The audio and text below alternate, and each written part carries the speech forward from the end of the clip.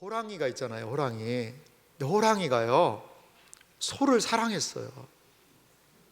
아니, 호랑이가요, 맹수잖아요. 일반적인 경향은 아니에요. 근데 소를 보고 첫눈에 반해버렸어요. 소도요, 호랑이를 딱 보니까 호랑이가 너무 늠름하게 생긴 거예요.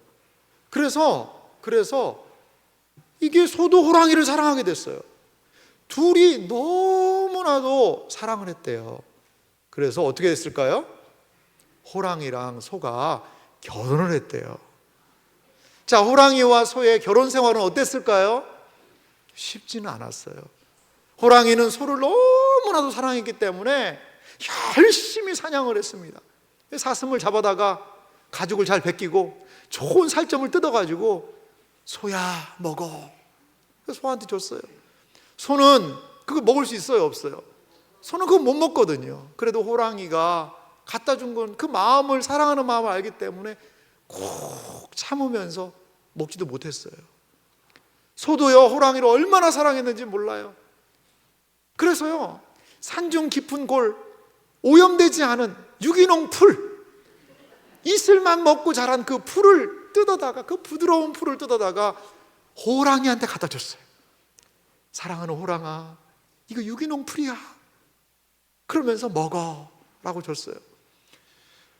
소의 마음을 호랑이도 알았죠. 그래서 고마운 마음은 있었지만 먹지는 못했어요. 무슨 풀 뜯어먹는 소리를 하고 있나, 이 풀을 내가 어떻게 먹으라고. 그러면서 힘겹게 이 호랑이와 소가 결혼 생활을 이어갔다는 거죠. 여러분, 소는 채식을 합니다. 풀을 먹고 살죠. 호랑이는 고기를 먹고 삽니다. 풀을 먹는 소, 그리고 고기를 먹는 호랑이는 사랑했지만 근본적인 뭐가 있어요?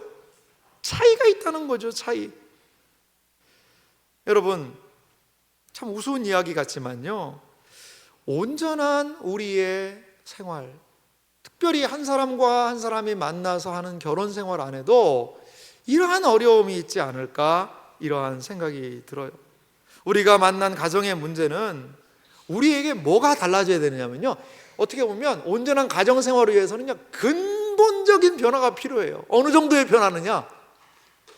이 고기를 먹는 육식 동물이 풀을 먹는 이 초식 동물로 변화되는 것만큼의 변화가 있어야지만 가정 안에서의 소통이 가능하다라는 거죠.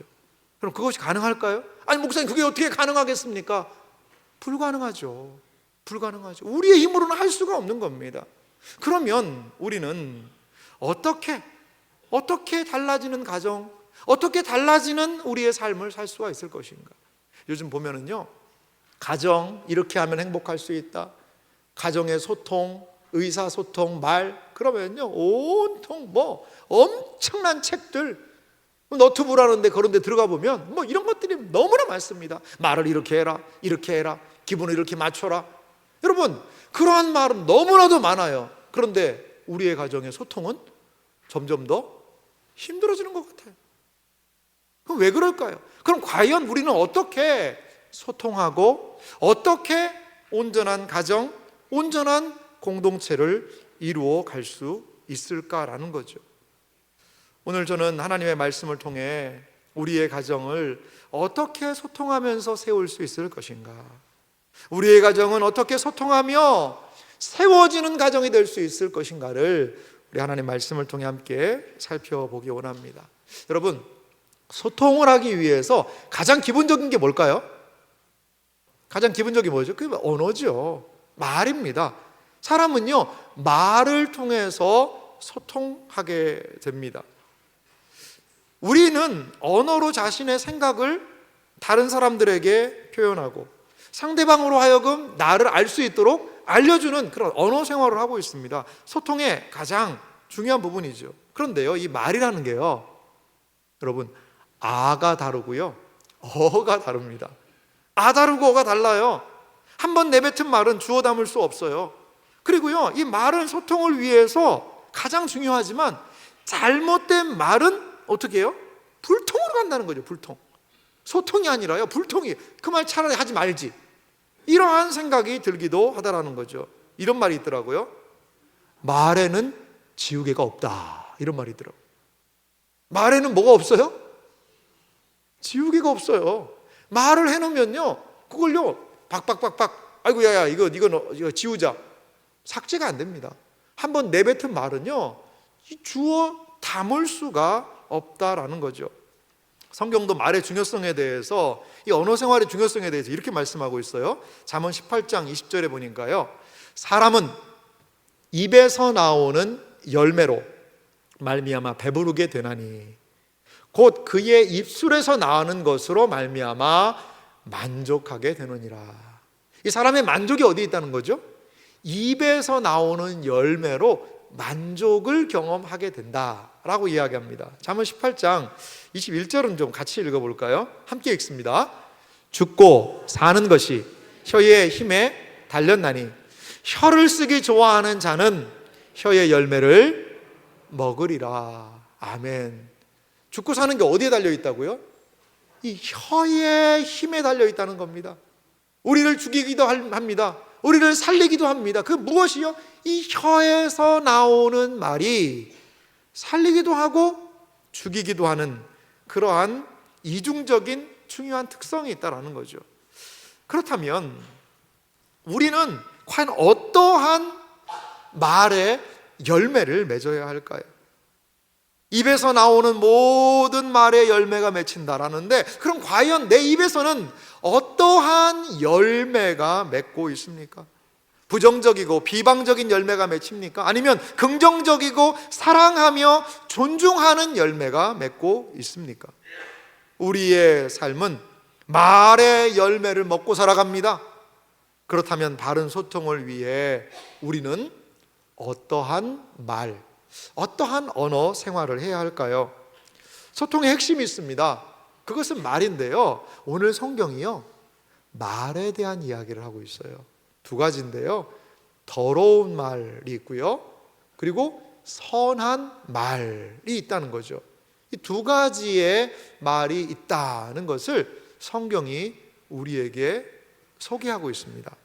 오늘 에베소서 4장 29절 말씀을 다시 한번 한 목소리로 같이 읽어볼까요? 같이 읽겠습니다.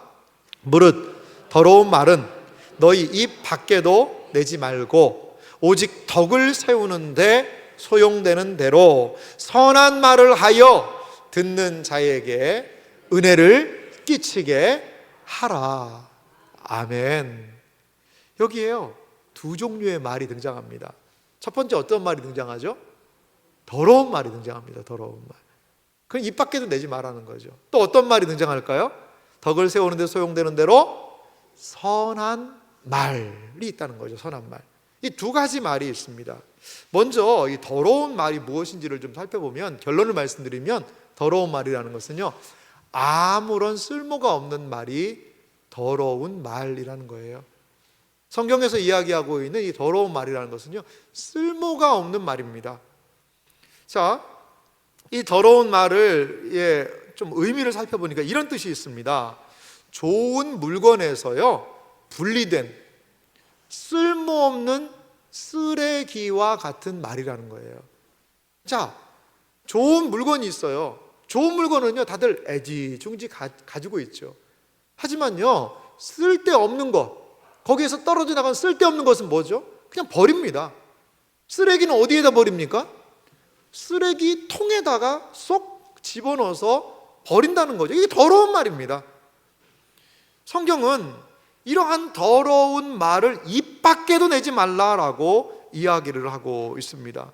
더러운 말, 나쁘고 악하며 유해한 말이죠. 더러운 말은 아무런 쓸모가 없는 그러한 말이라는 겁니다. 그래서 더러운 말은 많은 것을요 허물어뜨려요. 무너지게 해요. 교회 공동체에도요 수많은 말들이 돌아다니고 있습니다. 수많은 말들이 돌아다녀요. 우리는 우리의 말을 늘 경계를 해야 합니다. 교회 공동체의 분열을 조장하는 모든 종류의 불평, 비방, 조소, 비웃음, 냉소적인 말, 비꼬는 말, 음란한 말, 이 모든 것들은요 더러운 말입니다. 쓸모없는 말이라고 오늘 성경이 이야기를 하고 있습니다. 여러분, 참 놀라운 사실은요, 성경은 우리가 생각할 때 뭐 추상적으로 하나님, 뭐 우리의 구원, 죽어서 좋은 데 간다, 이런 이야기만, 이런 거에만 관심이 있는 것 같아요. 아니요, 그렇지 않아요. 성경은요, 우리의 말에 관심이 있다는 거죠. 교회 안에서 딱 앉아서 예배 드릴 때, 예배 잘 드리는구나, 이것만 하나님이 보시는 것이 아니라 우리가 회사에 가서 하는 말, 직장에 가서 하는 말, 성도들과 나누는 말, 가정에서 하는 말, 이러한 모든 말을 성경은 관심을 갖고 있다는 거죠. 관심을 갖고 있다는 거죠. 우리의 어떠한 말의 열매들이 맺고 있는지 우리 생각해 봤으면 좋겠습니다. 가정 문제에, 가정에 많은 문제들이 있는데요, 그 모든 문제를 들어가 보면 거기에 무슨 일이 있을까요? 뭐가 문제가 있을까요? 맞습니다. 말의 문제가 있어요. 가정에 들어가면 그 부부 간에, 자녀 간에, 부모 간에, 형제지 간에 말로 인한 상처가 너무나 많다는 거죠. 요즘은요, 그래서 아예 말을 안 하는 그런 가정이 있대요. 그래서 포스트잇 찢어가지고 여기다 적어가지고 이렇게 얘기하고, 그러면은 종이에다 적어가지고 이렇게 얘기하고, 문자로 얘기하고, 아예 말을 안 한다는 거죠. 그거 더 심한 겁니다, 여러분. 더 심한 겁니다. 아예 상종을 안 한다는 거니까요. 여러분, 왜 이러한 말을 우리가 하게 된 것일까요? 예수님께서 하신 마가복음 7장에 보니까 예수님이 이런 얘기를 하셨어요. 한번 보실까요? 마가복음 7장 20절부터 23절의 내용을 보니까요, 이렇게 예수님이 얘기하세요. 또 이르시되 사람에게서 나오는 그것이 사람을 더럽게 하느니라. 이 사람에게서 나오는 것이 사람을 더럽게 한대요. 설명해 주십니다. 예수님이 21절입니다. 속에서, 곧 사람의 마음에서 나오는 것은 악한 생각, 곧 음란과 도둑질과 살인과 간음과 탐욕과 악독과 속임과 음탕과 질투와 비방과 교만과 우매함이니 이 모든 악한 것이 다 속에서 나와서 사람을 더럽게 하느니라. 손 씻지 않은 손으로 음식을 먹으면 아이고 더러워졌네라고 비방하니까 예수님이 하시는 거예요. 진정으로 우리를 더럽게 하는 게 뭐냐? 그것은 속에서 나와서 사람을 더럽게 한다라고 그렇게 말씀하고 계세요. 죄송합니다. 속에서부터, 이 속에서부터 나온 것이 우리를 더럽게 한다는 겁니다.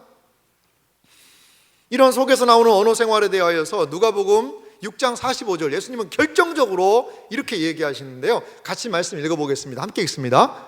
선한 사람은 마음에 쌓은 선에서 선을 내고 악한 자는 그 쌓은 악에서 악을 내나니 이는 마음에 가득한 것을 입으로 말함이니라. 아멘. 선한 사람은 무엇에서요?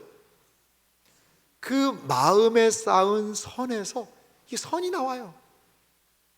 악한 사람은요, 그 쌓은 악에서 악이 나와요. 그래서 마음에 가득한 것이 어디로요?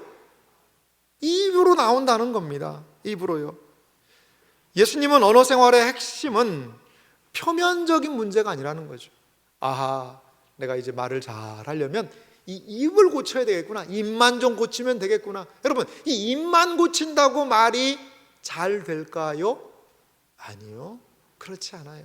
온갖 강연을 통해서 이렇게 말해야 합니다, 저렇게 말해야 합니다, 책을 통해서 이렇게 하는 게 좋은 말입니다, 이렇게 합시다, 저렇게 합시다, 아이고 그거 좋은 거네요 라고 하는데 막상 그 앞에만 서면 막 안 좋은 말이 튀어나오는 거예요. 연습했는데도, 거울 보고 연습했는데도. 왜 그렇습니까? 마음의 문제라는 겁니다. 마음의 문제라는 거죠. 사람들이 참 부정적인 그러한 태도도 우리에게 많이 있지는 않습니까? 어떤 사람이 뭘 잘해요, 잘 못하던 사람이 잘해요. 그러면 아이고 잘하네, 이야 너무 잘했다 라고 하기보다는 얼마나 가나 보자, 얼마나 갈라나.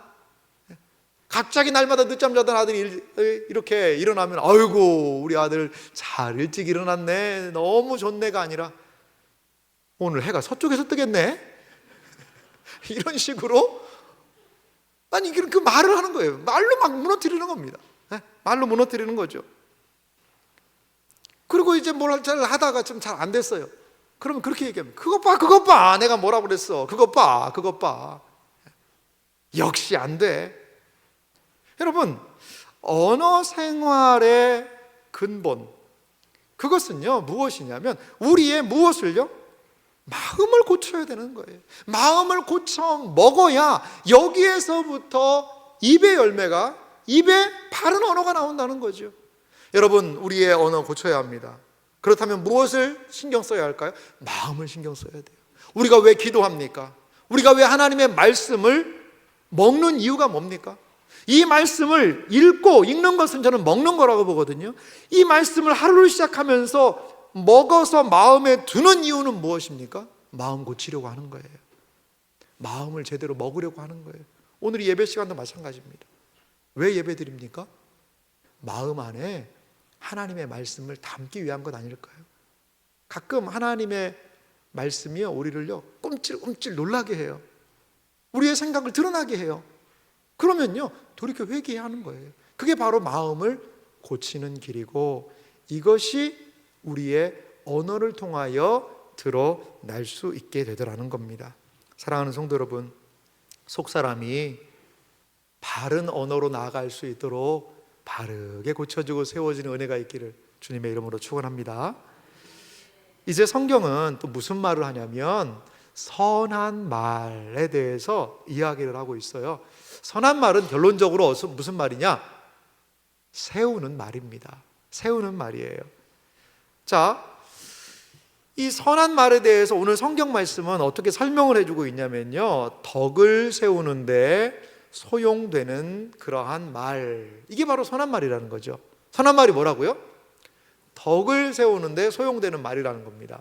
근데 이제 원어를 좀 보니까 이 덕이라는 단어가 사실은 없어요. 근데 이제 뜻을 잘 통하게 우리 한글 성경이 번역을 잘 해놨는데요, 그래서 덕이라는 단어를 넣어서 뜻을 통하게 했어요. 근데 원래 의미는 보면 세우는데 선한 어떤 것이에요. 그러니까 선한 말은 어떤 말이냐면 세우는 말이라는 거예요. 뭔가를 세운다는 거죠. 덕이라는 것은 사실 개인적인 덕목이잖아요. 그 사람 덕이 많아, 아이고 덕이 많은 사람이네, 그렇게 이야기할 수 있어요. 그게 선한 말이 덕을 가져오는 거죠. 그런데 성경의 다른 부분에서 세운다라는 표현이 세운다라는 표현은 무엇을 설명했냐면 주님의 몸을 세운다, 공동체를 세운다라는 것으로 이 단어가 더 많이 활용이 됐다는 거죠. 그러니까 개인적인 덕을 세우는 것을 넘어서서 이 선한 말이 하는 건 뭐냐면요, 공동체를 세우는 거예요. 공동체를 살리는 겁니다. 에베소서 4장 25절, 오늘 성경 본문 바로 위쪽에 있는 말씀인데요, 거기에도 이렇게 연결된 단락에서 말씀이 있습니다. 그런즉 거짓을 버리고 각각 그 이웃과 더불어 참된 것을 말하라. 이는 우리가 서로 지체가 됨이라. 거짓, 이것은요 더러운 말과 비슷한데요, 버리라는 거죠.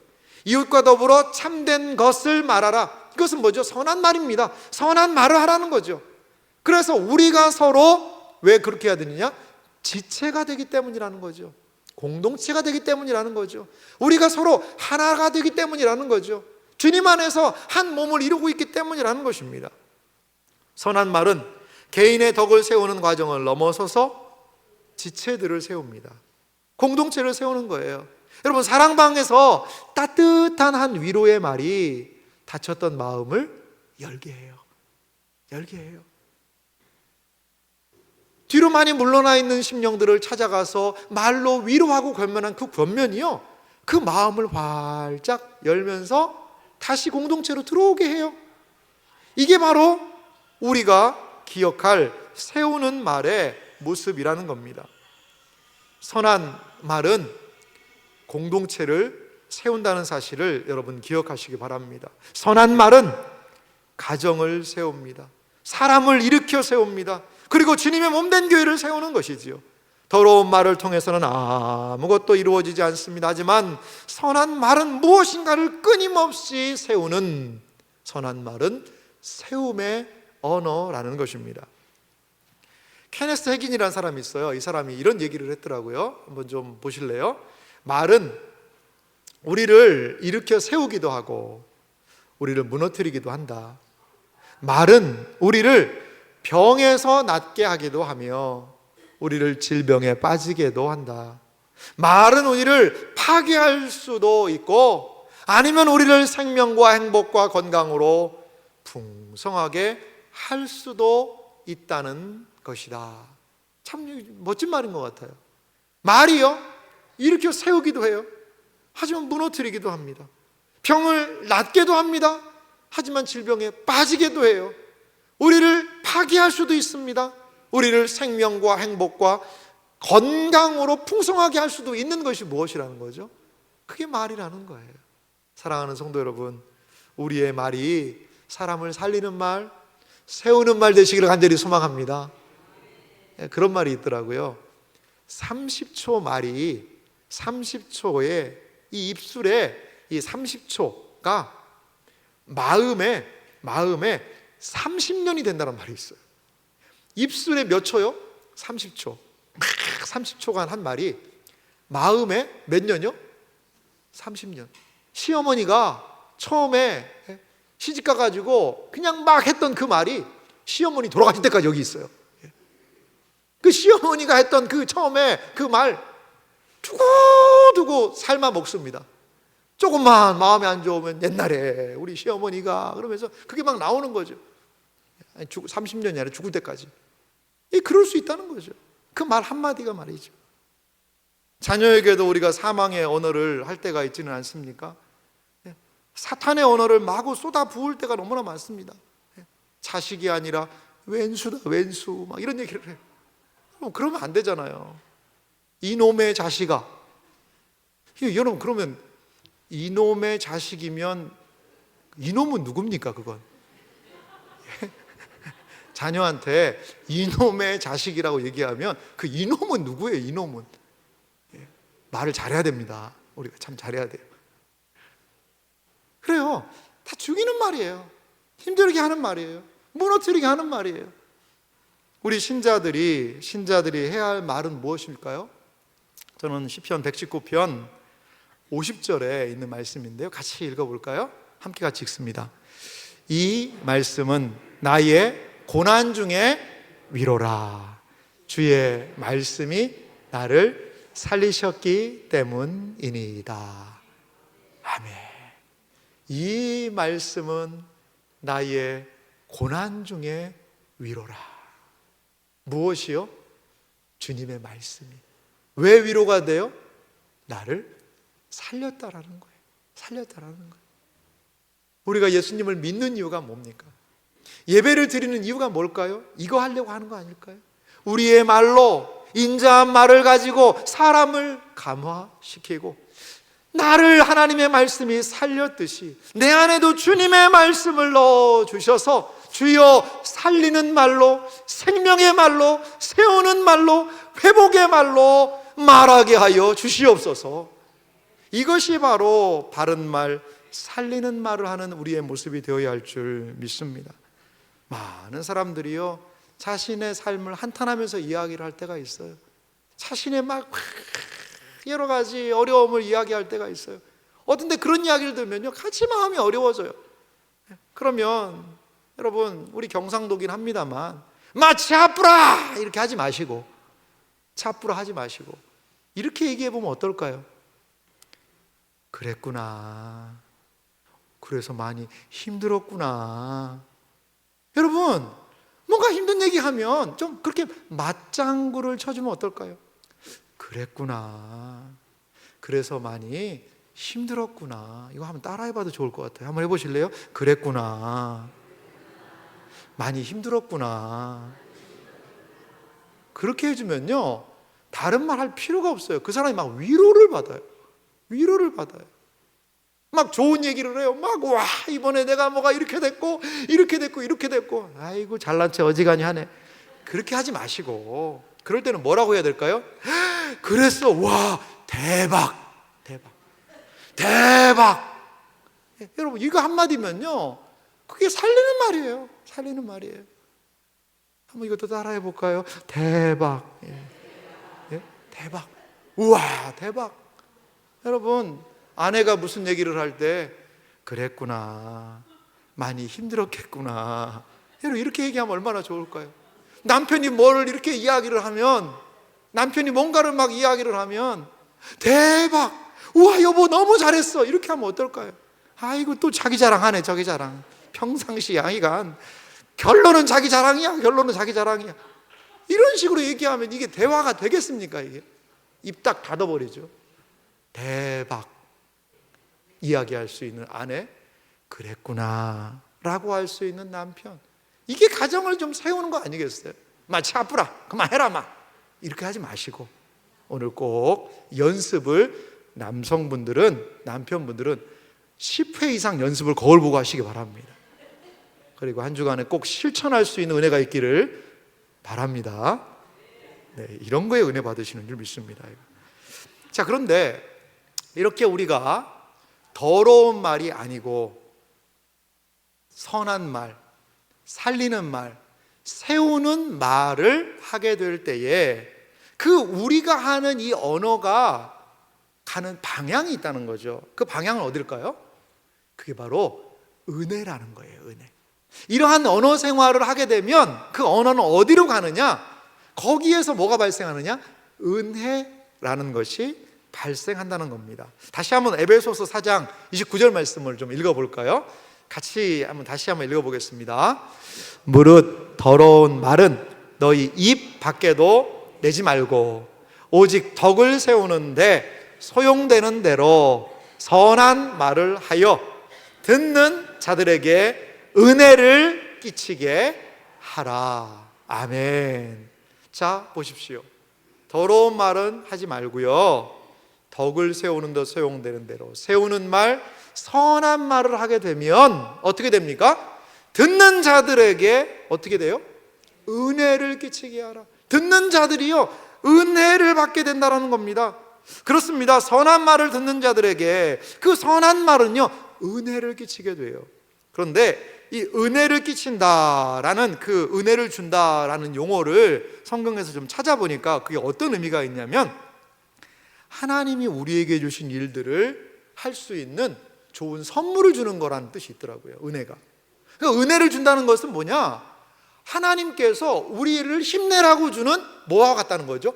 선물과도 같다는 거예요. 그렇습니다, 여러분. 선한 말은 하나님의 은혜를 담은 소통을 위한 선물이에요. 자, 다시 말씀드릴게요. 선한 말은 하나님의 은혜를 담은 소통을 위한 선물이라는 거예요.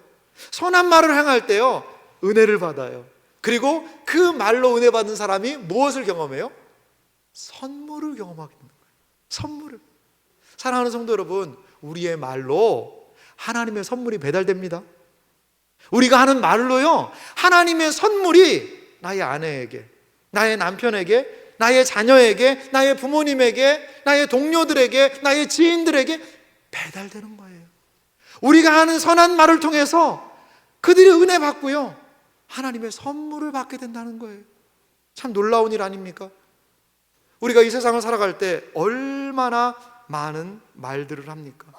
그 말들을요 어떠한 말을 해야 될까요?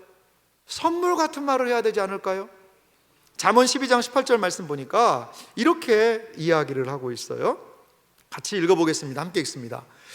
칼로 찌름같이 함부로 말하는 자가 있거니와 지혜로운 자의 혀는 양약과 같으니라. 아멘. 어떤 사람들은요 말을요 푹푹푹 찌르면서 한다는 거죠. 칼로 찌르면서 입에요 가시가 돋친 말을 해요. 푹푹푹 막 찌르고 다니는 거죠. 그런데 함부로 말하면 그렇게 된다는 거죠. 하지만 지혜로운 자의 혀는 뭐와 같다는 거죠? 양약과 같으니라. 좋은 약입니다. 병을 치료합니다. 상처를 낫게 합니다. 그 용기를 줍니다. 회복을 줍니다. 힘을 내게 합니다. 지혜로운 자의 혀는 양약과 같다라는 거죠. 우리의 모든 말을요 여러분 결산할 날이 있을 거예요. 누구 앞에서? 하나님 앞에서. 내가 너에게 말씀을 주고 내가 너에게 생명을 주고 하나님의 은혜를 줬는데 너는 그 말을 가지고 품고 어떠한 말을 했느냐? 얼마나 많은 사람들에게 은혜를 끼쳤고 얼마나 많은 사람들에게 나의 선물을 말로 전달했느냐? 얼마나 많은 사람들을 양약과도 같이 살렸느냐. 하나님이 우리의 말을 평가하실 날이 있을 겁니다. 사랑하는 성도 여러분, 우리가 많이 말할 수 있어요. 그런데 그 말이 나 사랑하는 말 말고, 남 비방하는 말 말고, 남을 그냥 입방아하는 그런 말 말고, 그리고 우리의 말이 영혼을 살리는 말, 생명을 살리는 말, 공동체를 세우는 말, 자녀에게 용기를 주는 말, 부모에게 희망을 주는 말, 소망을 주는 말로 우리의 모든 언어 생활이 양약과도 같은 선한 말을 하는 은혜의 선물로 주어지는 그러한 언어 생활이 되기를 주님의 이름으로 간절히 소망합니다.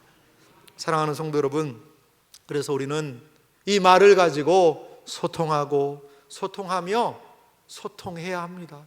끊임없이 이 말을 가지고 소통하며 나누어야 합니다. 소통하지 않으면 우리의 삶에 고통이 찾아옵니다. 더러운 언어로는 결코 참되고 바른 소통을 할 수가 없습니다. 선한 말을 통해 가정을 세우시기 바랍니다. 선한 말을 통해 공동체를 세우시기 바랍니다. 선한 말을 통해 사랑방을 세우시기 바랍니다. 하나님께서 우리 안에 주신 복된 언어 생활을 통해 우리 공동체가 살아나고 하나님의 은혜의 선물을 우리 공동체가 더 온전하게 확인하는 복된 은혜가 있으시기를 주님의 이름으로 축원합니다.